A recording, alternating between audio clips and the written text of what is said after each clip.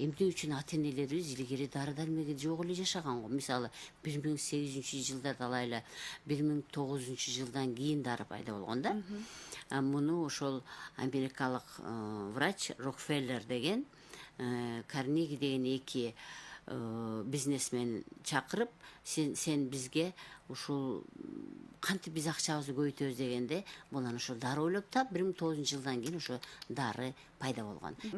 Организмди Кудай ушундай кылып жаратып койгон бизде. Мына өзү көрүшөт. Мына ооз көңдөйдөн алсак эле биринчи эле мына ангина, миндалиналар, булар микроб өлтүргүчтөр. Көрдүңүзбү? Ушул эле жерден баштап эле бизге кирген нерсенин баарын организм өзү күрөшүп баштайт да. Мына кыргыздар илгери 40 күн суга тургузуп койгон. Ысыктап кетиптир, ооруп калыптыр, анан кийин кыргыз ошо табып барып тамырын кармап, сен ысыктап калыпсың, сен муздак болуп калыптыр.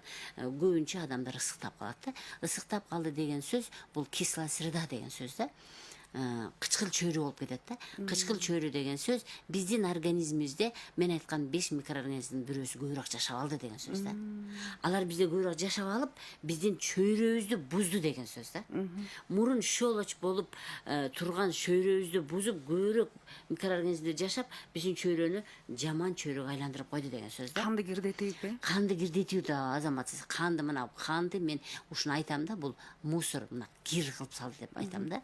Демек кыргыздар эмне кылган? 40 күн суга тургузуп койгон. 40 күндө кандын ичинде жашап аткан микроорганизмдер тамак түшпөй өлүп калган да. Тамак түшпөй, ал сууну иче берген, тамак түшпөй, ошо кандын ичинде кайсы органда, бир органда жайгашабы же кандын ичинде жүрөбү, ошо микроорганизм баарын өлтүргөндөн кийин ал ошол ордон айыгып кеткен. Көрдүңүзбү? Мурун эле бул pH'ты жогунда эле, pH'ты айта электе эле кыргыздар муну билген да.